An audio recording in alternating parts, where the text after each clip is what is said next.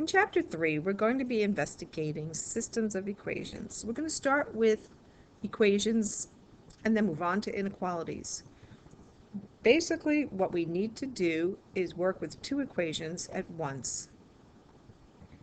And we'll start off with solving linear equations by graphing. A system of two linear equations in two variables, x and y, consists of two equations that follow this form. You see here that line 1 or equation 1 would be ax plus by equals c, which is the standard form. And we've got the dx plus ey equals f as equation 2, again in standard form. However, if we're going to graph, we need to have them in slope-intercept form, which we should be very comfortable with. Before we even approach the graphing, let's just go back and test out solutions. Again, another skill that we've practiced before. A solution of a system of linear equations in two variables is going to be an x and a y. It's going to be an ordered pair that satisfies each equation. So before we test it out to see if a solution, if the ordered pair was a solution to an equation, now we're going to have to test that same ordered pair on both equations. So let's check whether 2, 2, all right, the x is 2, the y is 2, is a solution of this system. How will we go about doing that? By replacing our x and y.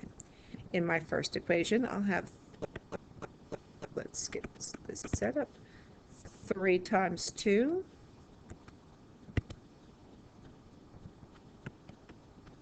minus 2 times 2 equals 2.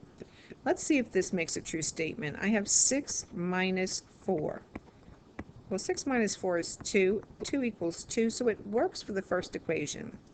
Now let's substitute that same ordered pair, 2 comma 2, into the second equation. If it's true for the second equation, then it is the solution to the system. So if x is 2, and I've got 2 times y, which is 2, and I go ahead and simplify, I see that I get 6 is equal to 6, which is a true statement.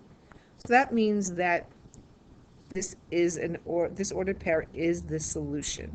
Now when it comes to graphing, we're going to graph both the equations on the same coordinate plane and look for this point of intersection, which in this case would be 2 comma 2. On to another problem. Let's look at one at a time. So I'm going to cover this one over for just a moment and get started with the one on the left. This time I'm given a system of equations, equation 1 and equation 2, and I'm going to be testing out the point 3, 0. With one equation at a time, let's do negative 3, because that's the opposite of x, plus 2 times 0. Does that equal 3? Well, negative 3 plus 0 is a false statement, so it doesn't work for the first. But out of curiosity, let's just check it for the second. In the second, because I need for you to see that sometimes it works for one and not the other, I've got 10 times 3 plus 0. And 10 times 3 is 30, which is equal to 30. So it worked for one equation but not the other. But it's not a solution to the system because it didn't make both statements true. Let's see one more problem. This time we're going to test out the point 1, negative 1. In equation 1, it gives me negative 3 times 1 plus a negative 1. And let's see if that equals negative 4. Well, negative 3 plus a negative 1 does give me negative 4, so it is a solution to the first. Let's check the second. I've got 7 times 1 plus 2 times a negative 1, and let's see if that equals negative 5. I have 7 plus a negative 2, and that gives me 5 is equal to negative 5, and it doesn't work for the second. So once again, when we're testing out these, it must satisfy both as it did in this first problem. But these second two, I wanted you to see that you need to check out those solutions because it may not work for both. On to the graphing.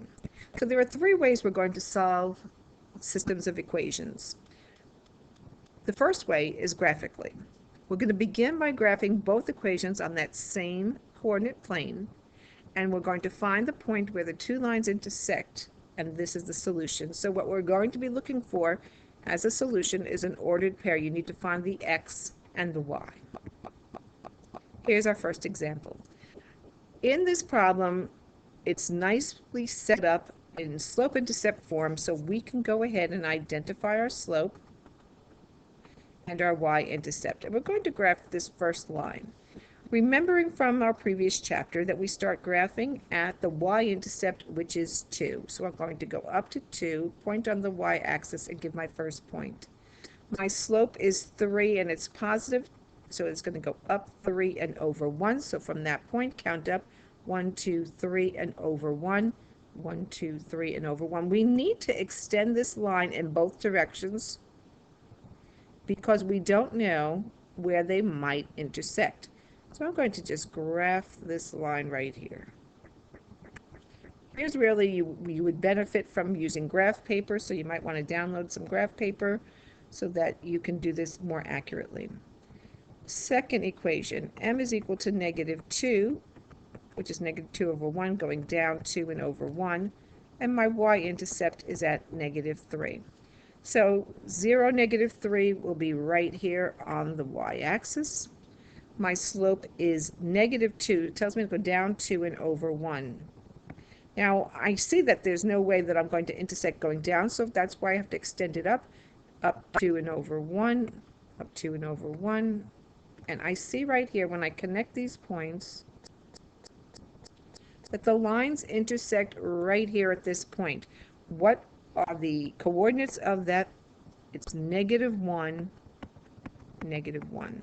Now, when we're together in class, we'll do a little bit of checking with this, but I just want to get a little bit of the graphing review with you in our lesson today. Here's a second example, and we're fortunate again to have them in slope-intercept form.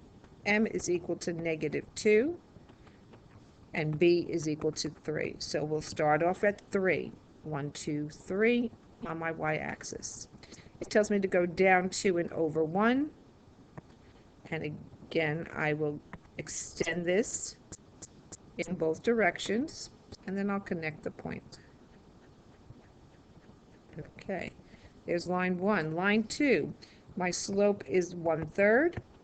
My y-intercept, B, is -4. Where do I start graphing? From the y-intercept, 1, 2, 3, 4, right there. I'm now going to go up 1 and over 1, 2, 3. Now I'm found my point right away, my point of intersection where the two lines cross, and I'm going to name that ordered pair. I'm going to count over 1, 2, 3, so my x is 3, and my y is down 1, 2, 3, -3. If you can graph one line, then you can graph two, and your goal is to find the point of intersection. This next one is not in the right form, but for tonight's assignment, I'm only going to give you ones that are in slope-intercept form, so we'll come back to this problem.